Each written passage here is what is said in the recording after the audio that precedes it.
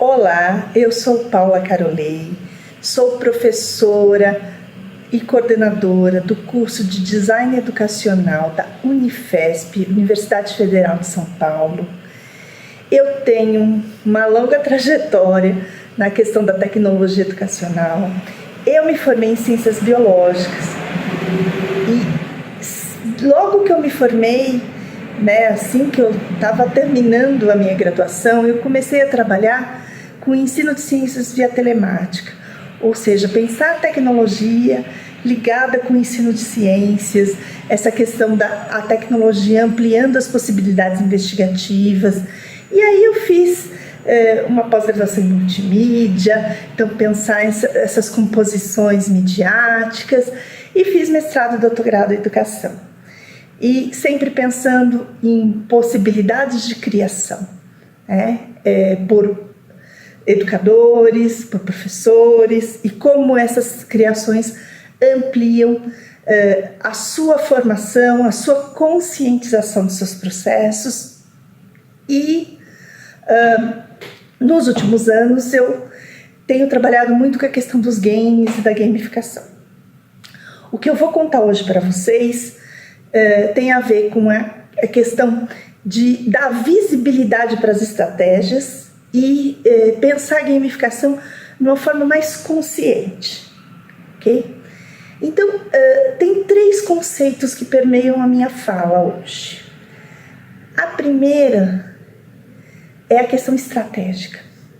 Então, assim, eu sempre pensei assim, qual é a autoria do professor no processo educacional?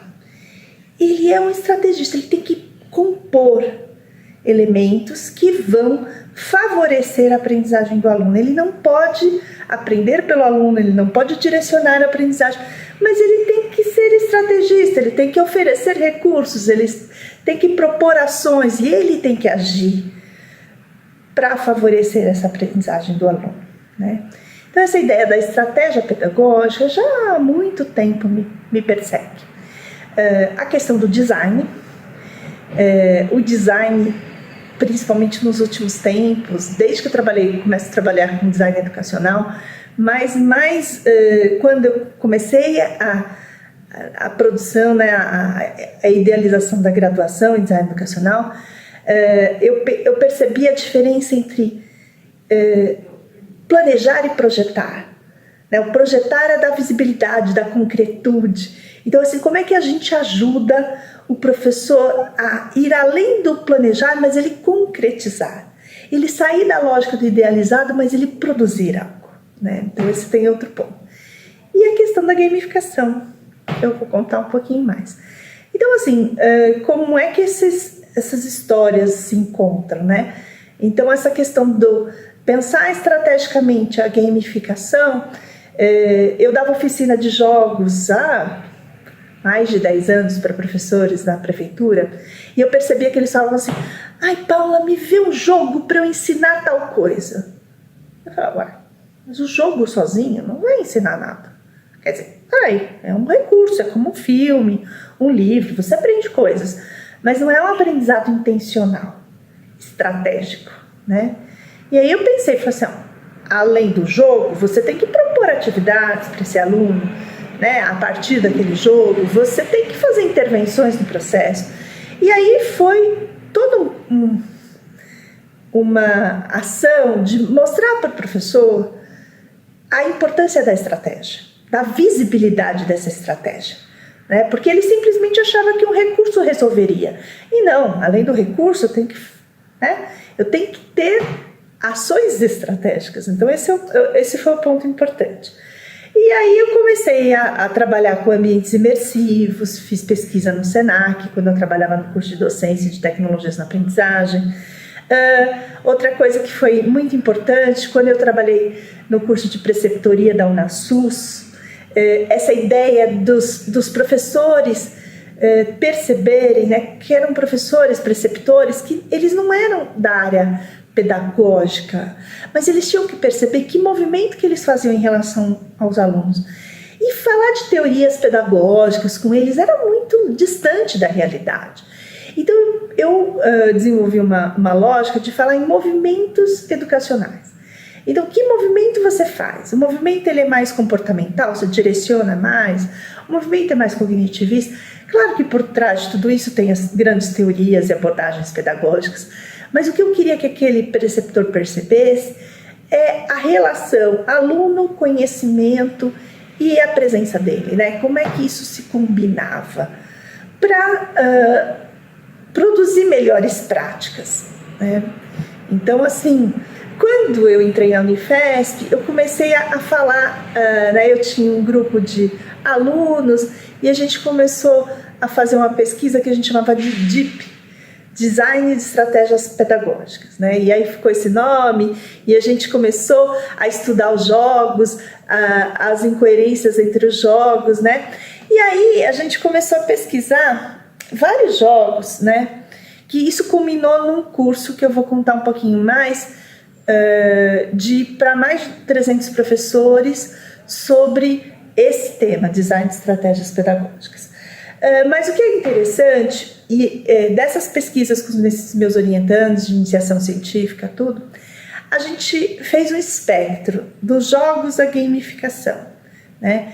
Então, quando o jogo é objeto de aprendizagem, né? Então ele está encapsulado um conceito para ser apresentado, ser experimentado. Quando o jogo é uma atividade, né, que o aluno faz alguma coisa. Quando o jogo é uma atividade construtiva, né, tipo Minecraft, que ele constrói coisas.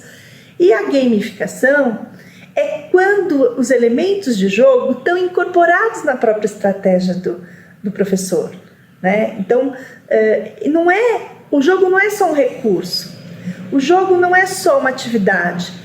Eu tenho elementos de jogos que vai compor a estratégia. E é nesse ponto que a gente vai pensar. E aí, eu vou contar idas e vindas aqui para vocês, né? E nesse projeto, a gente também, né, essa ideia do DEEP, né? Primeiro, a ideia de design para a gente não é simplesmente um projeto. O design tem projeto pelo projeto. O design tem uma dimensão social, de transformação social. Eu quero mudar alguma coisa. Quando eu faço uma proposta, eu desenho, né, eu projeto alguma coisa. Outra coisa importante é que o design ele parte de uma complexidade. Ele tem que aprender o real. E esse real é extremamente controverso. Ele tem várias tensões. O real não é linear. O real não é didatizado. Eu tenho contradições, controvérsias, né? E aí eu tenho que dar visibilidade para isso, para saber me posicionar e às vezes ser flexível em diversas situações, né? Então isso é bem importante. E a questão desse dar visibilidade é muito importante para a gente saber lidar com a complexidade, né? Então essa ideia do pensamento de design é muito importante, porque o design ele projeta soluções e soluções para uma transformação. Então ele dá visibilidade para o complexo e ele tenta atuar nesse complexo. É claro que por ser complexo, eu não tenho uma solução única, mágica, eu vou ter que fazer, aí deu errado muitas coisas, eu vou refazer, deu errado muitas coisas, eu vou ter que refazer, e assim sucessivamente, né? Então eu vou ter esses movimentos aí.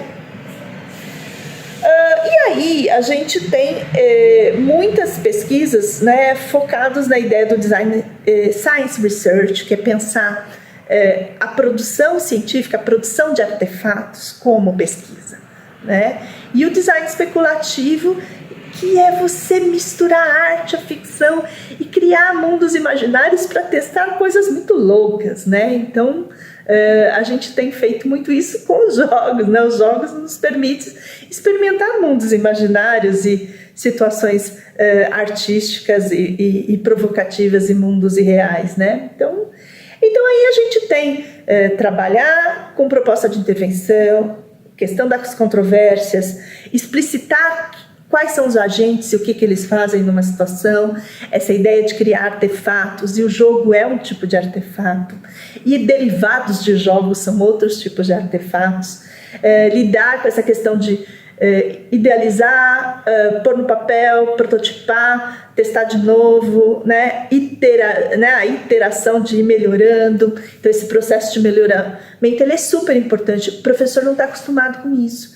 O professor está acostumado a planejar e realizar. E se ele não dá certo, ele se frustra e desiste. Ele não entende que aquele movimento também foi de aprendizado.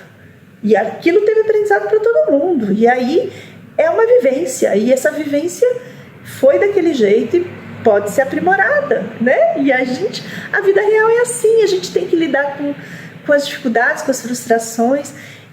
Lidar com isso é tão bom para os alunos, né? Lidar com que às vezes não dá errado, não dá certo, né? Dá errado e a gente precisa, né? Isso é tão importante a gente trabalhar. Então, pensar na questão da escuta, da empatia, da recriação. A grande diferença de um design de produto para um design educacional é que o design de produto, o pessoal tem falado muito do user experience, né? De ouvir o usuário e tal. Eu não estou fazendo um produto para o usuário. Isso é uma parte. Eu tenho que escutar, ter empatia por aluno, é fundamental. Mas a intencionalidade pedagógica, ela é um ato de currículo, ela é uma transformação do currículo. Então, ela é fundamental para poder trazer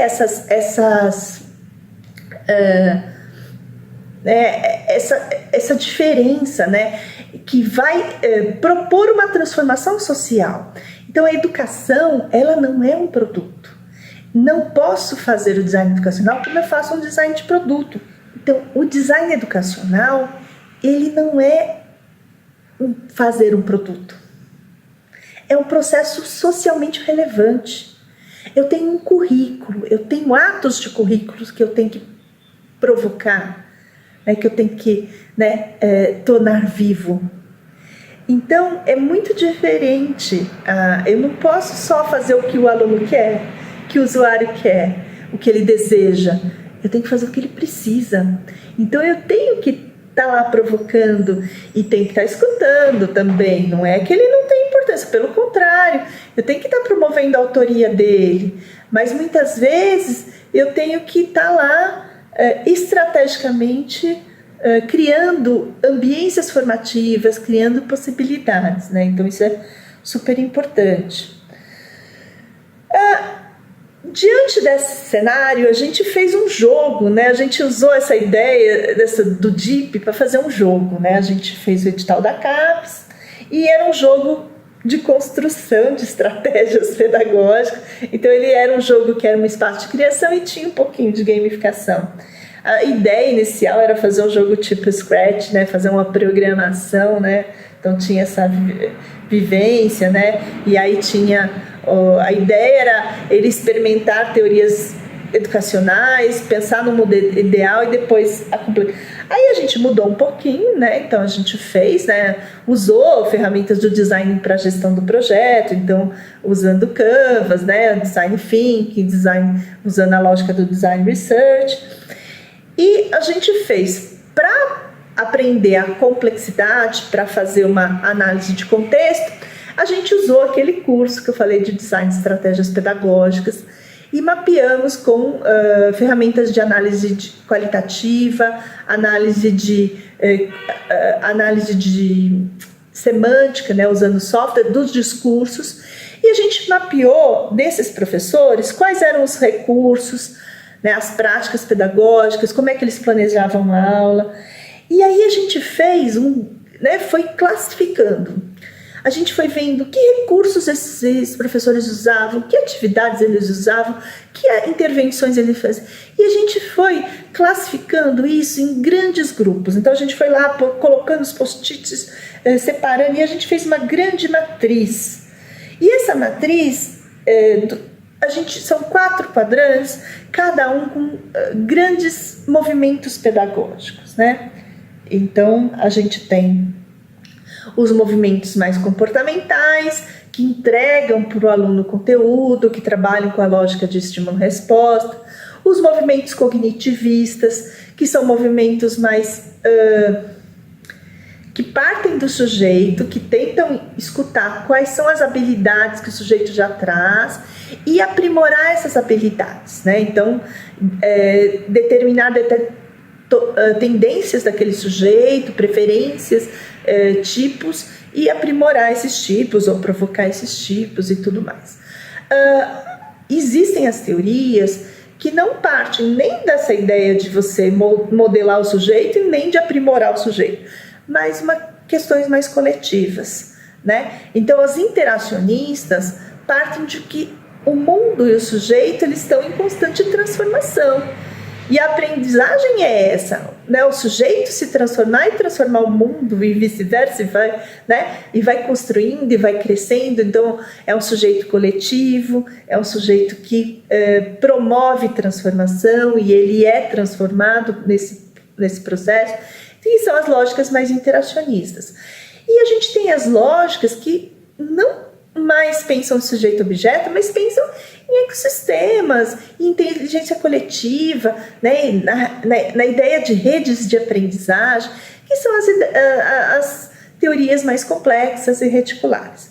A partir daí, a gente criou essas cores para identificar essas teorias que estavam por trás de cada elemento. Então, qual foi a brincadeira? No jogo, a gente criou espaços, né? O nome do jogo foi DEEP, né? Que vinha do design de estratégias pedagógicas. Teve componentes narrativos, porque isso eu agradeço, né? Esse jogo não foi criação minha, é bom e importante dizer, foi um grupo de pesquisa coach, que eu faço parte.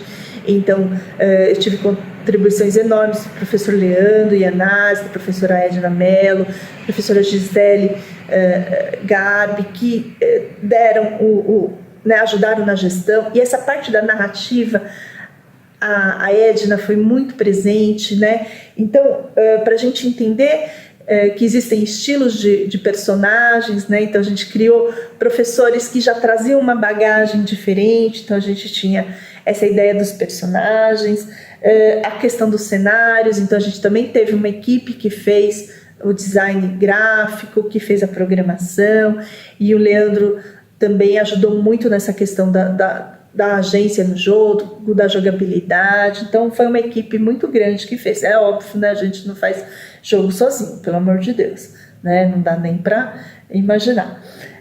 E a ideia era, né, você é um estagiário e está aprendendo a planejar. Então você vai percorrer os espaços escolares e vai coletando esses exemplos de estratégias, né? E daí depois você faz o seu planejamento e vai ver se funciona.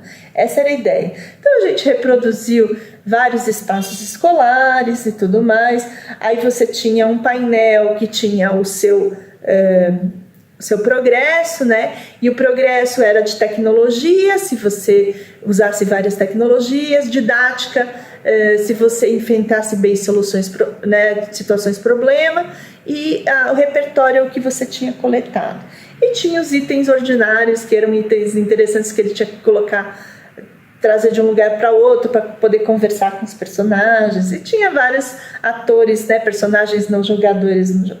Mas assim, e aí essa tela de você planejar, então ele pegava os elementos que ele coletava e ia colocando na barra, né, para criar a sua aula. Aí, assim, esse jogo, né, ele é interessante para alunos de licenciatura, experimenta tal, mas a gente queria algo mais imediato para o professor planejar, né? Então, além de ter um jogo que pode ser usado na aula de didática, ser discutido, a gente fez uso desses elementos que a gente criou para o jogo para criar e apoiar planejamentos. E aí a gente voltou para o processo. E aí eu estou trabalhando agora com formação de professores nesses tempos de pandemia. E a gente está se usando muito disso, né? De como ajudar o professor a pensar a sua aula, transpor sua aula do presencial para o ensino remoto, né? Para uma lógica à distância, né? Essa questão do que pode ser transformado, o que pode ser potencializado. E aí pensar nisso como um dispositivo formativo, né? Então, o que a gente fez? Primeiro, o professor tinha que escolher uma ação educacional, dizer se era uma aula, se era uma sequência didática, se era um projeto, e usar os ícones do jogo para desenhar, né? Então, a gente tem vários ícones, né? Então, pensar que a estratégia, né? Então, a gente falava aos professores que a estratégia, ela tem que ser coerente à competência, e depois essa competência tem que ser verificada pela avaliação, pelas evidências desse aprendizado. Mas a estratégia, ela está no meio do caminho, que é escolher os recursos, as atividades e que tipo de intervenção o professor faz. Então, um pouquinho dos recursos, né? A gente tem recursos de conteúdo, por exemplo, textos, imagens, vídeos, né? Áudios, tudo isso são recursos de conteúdo, ok? Só que vocês vejam que eles têm cores diferentes. O que significa isso?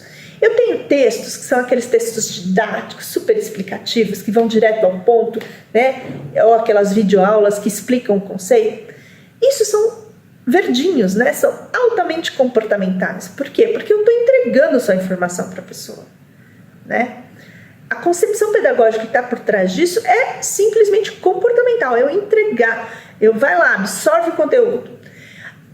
Agora, eu tenho vídeos que mesmo não tendo atividade nenhuma, né, a princípio, eles são mais abertos, são mais interativos.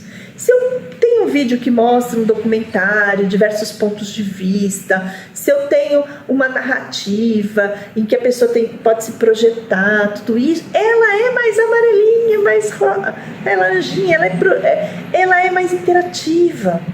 E aí foi interessante porque a gente foi pedindo para esses professores perceberem que tipo de recurso que ele usa. Então, a gente tem, né? E aí, desenvolver, né? Então, assim, e aí, o que você faz sobre isso? Como é que você comenta? Como é que você abre esse recurso? E assim por diante a gente foi trabalhando. A gente tem os recursos interativos, que são os jogos, né? Principalmente. Mas existe aquele jogo que é pergunta e resposta, comportamental, verdinho. Existe aquele jogo que é uma coisa mais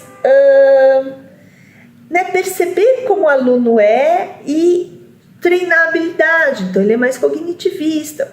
Existe aquele jogo que ele tem que ter uma tomada de decisão, tem que problematizar, e ele é mais interativo, né? Ele é mais interacionista.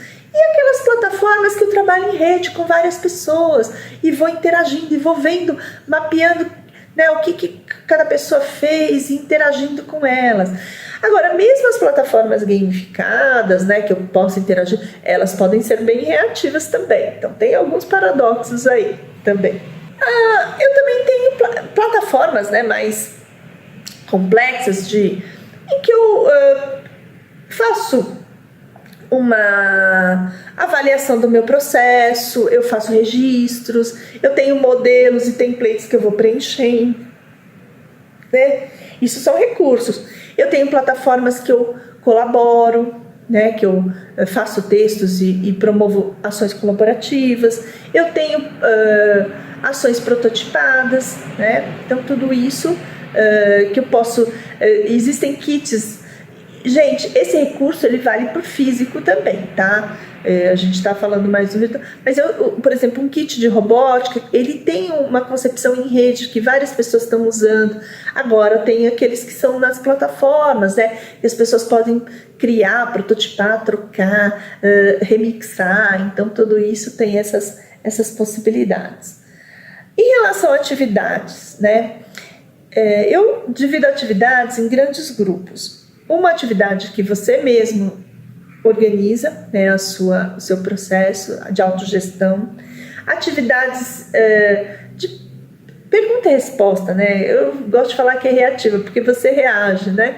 Mas são atividades de pergunta e resposta, de você reagir a um estímulo, né? Existem atividades que você produz, você constrói textos, imagens, vídeos, você faz uma produção autoral. Pode ser mais ou menos autoral, dependendo se ela é mais ou menos dirigida.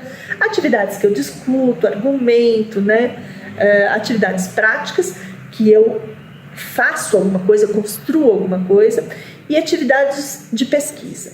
Às vezes a prática e a de pesquisa se misturam, né? Quando eu tenho uma investigação que faz um produto, mas nem sempre. Às vezes a investigação ela é só conceitual, é só um estudo de caso, às vezes é só uma compreensão de fenômeno, então às vezes não necessariamente eu tenho uma prática, né? Então mas às vezes elas se misturam.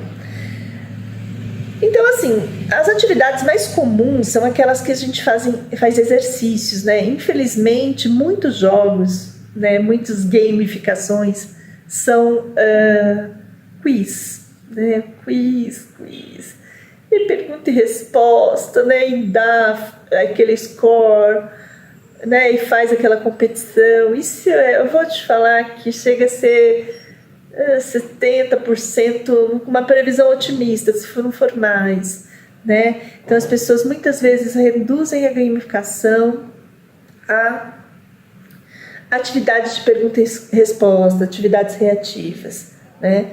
Agora, mesmo um questionário, ele pode ser um questionário de pergunta e resposta, reativo, ou pode ser um questionário que eu delimite para as pessoas se conscientizarem do seu perfil de ação mais cognitivista, ou questionários que eu pergunto sobre o processo, e aí a pessoa vai refletindo, vai transformando, vai contando sobre o processo, né? A importância é se aquilo é mais pontual, é mais contextual, permite respostas mais abertas, mais pessoais, mais autorais, se destaca singularidades, né? Atividades de produção, como eu disse, você pode fazer produções de texto, de vídeo. O que vai diferir é se ele é mais direcionado ou se ele tem grau de autoria e criação, se tem produções coletivas, tudo isso também vai avançando, né? A gente tem atividades de programação. A programação ela pode ser uma repetição de rotinas, mas a programação é você perceber elementos e comandos e fluxos e ir combinando, né? E ela pode ser simplesmente repetição de modelo, ou você pode criar novos processos, criar novas propostas, programar outras ações a partir daqueles elementos. Então eu tenho desde programação de repetição de rotina, que é mais comportamental, até programação criativa, né? Por exemplo, aqueles usos do Scratch, super criativo, né? Eu posso ser uma programação, o brainstorm é uma própria, né? Você pensar na programação de um processo, né? Você destacar os elementos, né? E destacar quais são que vem de cada um e eu tenho programações que são coletivas, né? Grandes eventos tipo Hackathon, que é um evento coletivo. Eu também posso criar jogos reativos ou jogos mais que eu envolvo uma comunidade, né? Que eu possa pervasivos são jogos que eu posso ter uma relação com o contexto físico, né? Tem o digital com o físico, então eu posso fazer eventos mais criativos de programação. Eu tenho atividades de produção, de apresentação, né? Atividades que eu posso apresentar modelos, apresentar discussões, ou aqueles pitchings que eu faço uma proposta a partir de desafios coletivos, né? Então também são possibilidades. As atividades de pesquisa que são, eu posso desde uma pesquisa muito roteiro fechado ou uma pesquisa mais num simulador, a pesquisas mais abertas que envolvem a comunidade, ou pesquisa na rede social que envolve vários grupos, né? A mesma coisa vale para atividades práticas. Eu tenho práticas que eu simplesmente sigo modelos ou eu construo a partir de modelos. Agora eu tenho práticas que eu faço mão na massa, eu faço atividades criativas, eu faço dinâmicas de grupo, também são práticas, né, vivências, eu posso fazer práticas que eu pegue recursos na rede, né, eu uso a ideia de crowdsourcing, né, então tem várias possibilidades. E outro tipo de atividade que é super importante é fazer o aluno perceber os processos, mapear, ensinar a mapear. O mapeamento pode ser desde uma síntese, uma organização de ideias, né, mais comportamental, até um mapa conceitual, que é mais cognitivista, que eu só estou organizando as ideias que eu tenho, até coisas mais coletivas, né? É fazer curadoria, né? Curadoria é pegar o que o coletivo tem e organizar e destacar. Cartografia é algo mais complexo ainda. Eu uso os elementos tecnológicos para organizar essas ideias. Então, e a grande questão da cartografia, que eu acho que é importante, é como eu dou visibilidade para o processo do aluno, para a jornada do aluno. Tá? E aí a gente tem o que o professor faz? A ação do professor. Muitas vezes a ação do professor é só entregar conteúdos, é só explicar. Às vezes é uma explicação um pouquinho mais aberta, né? Por isso que tem o verdinho, né? Que é só explicar, contar, demonstrar. Agora tem casos que ele conta exemplos, que ele inspira, que ele mostra pontos de vista. Aí é um pouquinho mais interativo, né? Faz aquela conversa dialogada, né? Aquela exposição dialogada, né? Tudo bem, é um pouco mais interativo. A mesma coisa é o feedback, né? O feedback, ele pode ser assim, certo ou errado.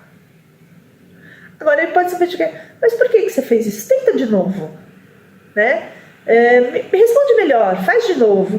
Isso vale para os jogos também. O feedback já corta o fluxo ou é algo que vai te levando para outros caminhos e você vai tentando de novo, fazendo outras hipóteses, né? Então, o professor também ele convida para o diálogo. O professor ele explicita desafios, sejam comunitários, sejam da rede, ele pode mapear a rede e trazer. O professor no final ele pode fazer uma síntese, o aluno pode fazer uma síntese, mas o professor também pode. Geralmente ele sistematiza no final. Mas essa sistematização ela pode ser uma coisa fechada ou uma coisa que traz mais perguntas, que abre para possibilidades de outras formas de fazer. Eu posso fazer uma síntese visual, posso ajudar a explicitar as relações da comunidade, as relações da rede, e assim por diante. Bom, mas então eu pedia para os professores pegar esses elementos todos que eu mostrei e fazer uma sequência didática. Então, por exemplo, um exemplo aí, né? E aí, o que é interessante, e aí eu pedia para refletir, que cor que predominava. Então, por exemplo, essa aqui foi legal, né? Predominou mais laranjinho. Não é uma questão de juízo de valor, né? Mas você entender, às vezes é um processo um pouco mais focado mesmo, né? Então tudo bem ele ser mais comportamental, que é algo focado no conteúdo no sentido de ensinar um procedimento e tal. Mas em geral na vida, todo procedimento tem uma ação social. Então é importante a gente ter ações um pouco mais coletivas. Então a gente ter atividades, ter recursos, ter ações que vão promover mais essa relação com o coletivo, né? Então, e assim, a gamificação é um tipo de estratégia. E aí vocês vão ter que escolher esses elementos todos, como é que fica na gamificação. A gamificação é montar uma estratégia, né? Que elementos que vão ter na gamificação desses recursos, dessas atividades, né? Então, eu botei uma misturada aí. Existem gamificações que são mais comportamentais. Então, o que eu vou ter nelas, né? Eu vou ter, muitas vezes, identificação de tipologias, eu vou ter personagens que são tipos que as pessoas se identificam, eu vou ter recursos, jogos, né, ou mesmo aqueles, por exemplo, tipo Kahoot, tipo o Mentimeter, né, que são coisas que são que mede a reação, né? Então são recursos mais reativos, modelos que as pessoas preenchem. Eu posso ter, né, usar plataformas colaborativas e kits também para isso. Mas, em geral, é mais para seguir um modelo, ou mais para eu fazer um score, né, para eu fazer uma competição. Então, esse tipo de gamificação é o mais comum, né? Então, recursos que se usa muito são jogos de treinamento de habilidade. Então, se usa muita programação, ou se cria jogos, né? Se pode pedir para o aluno programar, quando se tem atividade desse tipo, mas normalmente é para criar jogos reativos, ele também criar as perguntas e respostas. O professor, quando ele explicita desafio, um desafio explicitado, geralmente ele vem do coletivo, ele pode ser um pouquinho mais diretivo, mas ele traz sempre algo curricular, né? Então, essa ideia de trazer o desafio, eu acho que é a abertura para a interação do jogo. Por isso que a gente tem que ter bons desafios, né? Desafios que vão abrir a cabeça do aluno, né? Aí, geralmente, esses jogos reativos, eles têm um feedback mais validador, certo e errado, e cria um sistema de bonificação, pontuação, né? E o fechamento, o mapeamento é trazer esses elementos. Mas eu posso ter gamificações mais imersivas. O que é uma gamificação mais imersiva? É uma gamificação que o foco é entrar no jogo, é explorar, é vivenciar, é o foco na vivência. Então, eu tenho estratégias pedagógicas mais vivenciais. Muitas vezes eu posso ter um texto super narrativo. Por exemplo, vocês devem ter visto por aí na rede essas gamificações usando o formulário do Google.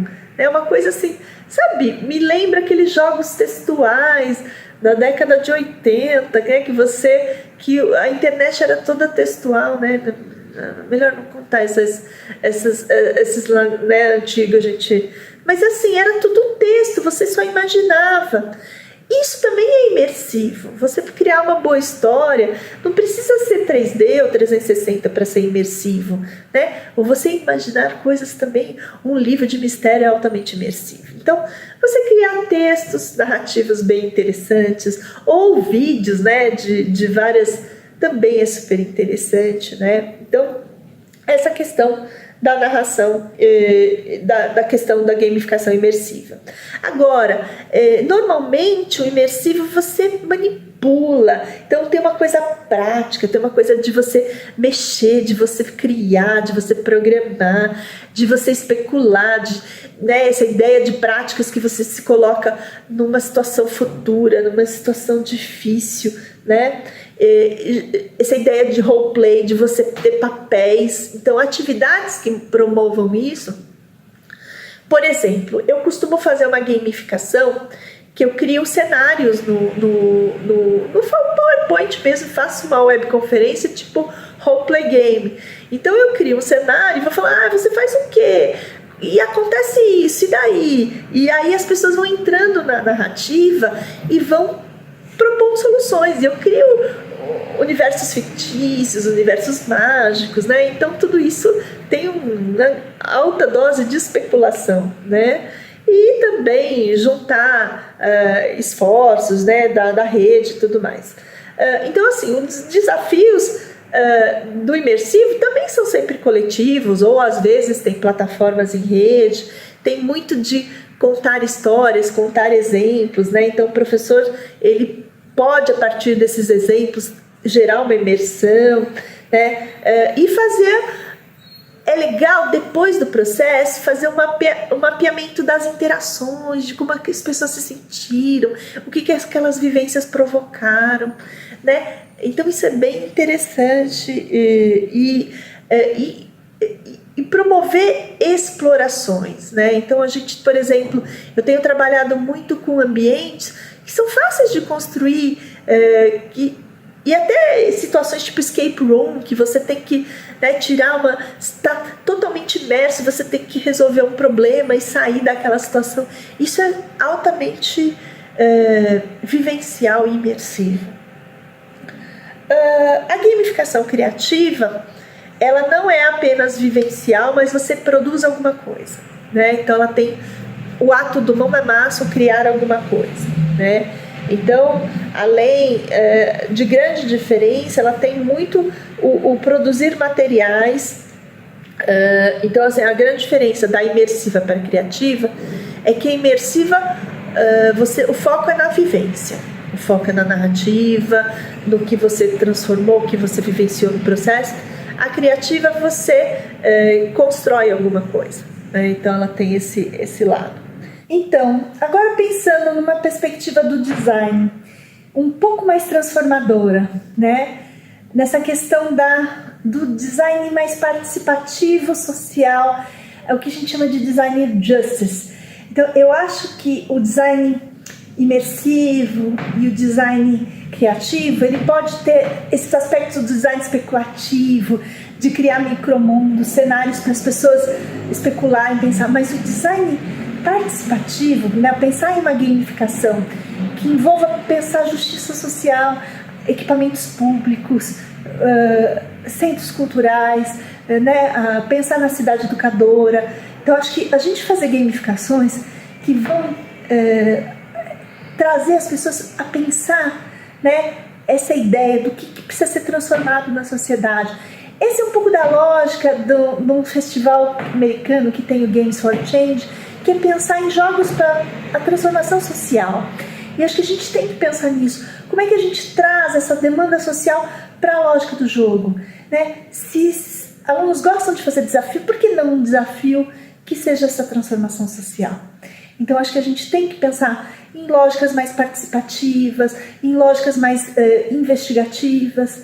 Então, eu acho que a gente precisa sair desse modelo reativo de jogo que a gente tem para um modelo mais exploratório, um modelo mais investigativo, um modelo que seja bons desafios e que os desafios sejam a partir dessas demandas sociais. E que a gente possa cartografar os processos, mapear os processos. Então, eu acho que eu já trabalhei muito tanto com jogos imersivos, como jogos mais criativos. Eu tenho um trabalho com os monstrinhos da aprendizagem criativa, com minha querida amiga Gislaine Munhoz, que a gente faz monstrinhos e aí vai interagindo com os monstrinhos. Então, é uma questão que tem uma construção. Então tem aqueles jogos que tem construção, quando você faz construção de ambientes colaborativo, né? Então tem uma pegada da aprendizagem criativa. E eu acho que pensar nos pervasivos, nos participativos, para a gente pensar nessa dimensão social. Eu já fiz escape room que tinha uma pegada imersiva, mas também era para chamar atenção em relação ao patrimônio histórico, em relação a questões sociais importantes. Então a gente tem essa mistura. E o que eu convido vocês a pensar é cada vez mais nessa ideia de pensar gamificações com desafios mais motivadores, no sentido de pensar uma lógica social, não apenas no indivíduo, no prazer, no divertimento, mas que se divertir, porque divertir vem de uma outra versão, te mostra uma outra versão do mundo, um outro lado que você não só não conhecia, mas que você possa atuar e transformar. Acho que esse é um ponto que me mobiliza.